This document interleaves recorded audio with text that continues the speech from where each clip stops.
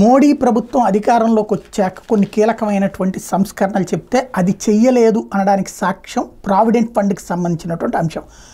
EPFO పరిధిలోకి వచ్చే కార్మికులు ఉద్యోగులకు ప్రయాస్ పథకం కింద వాళ్ళు పదవీ విరమణ పొందే టైంలో పదవీ విరమణ రోజున ఖచ్చితమైనటువంటి వాళ్ళకి పెన్షన్ ఎంత వస్తుంది అన్నటువంటిది చేయాలని ప్రయాస్ అనేటువంటి ఒక పథకాన్ని పెట్టుకొచ్చారు.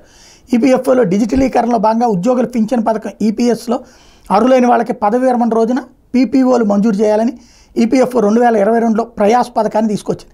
ఈ పథకం అమల్లోకి వచ్చినప్పటికీ క్లెయిముల పరిష్కారంలో నిర్లక్ష్యం, సరైన వివరాలు లేదన్న కారణాలతో ఈ పీపీఓలు మంజూరు చేయలేదు. పదవి విరమణకు ముందుగానే క్లెయిములు దాఖలు చేసిన సర్వీస్ వివరాలు రాలేదంటూ తిరస్కరిస్తూ వచ్చారు. ఇటీవల సమీక్ష నిర్వహించిన ఈపీఎఫ్ఓ క్షేత్రస్థాయి అధికారుల మీద ఆగ్రహం వ్యక్తం చేసింది.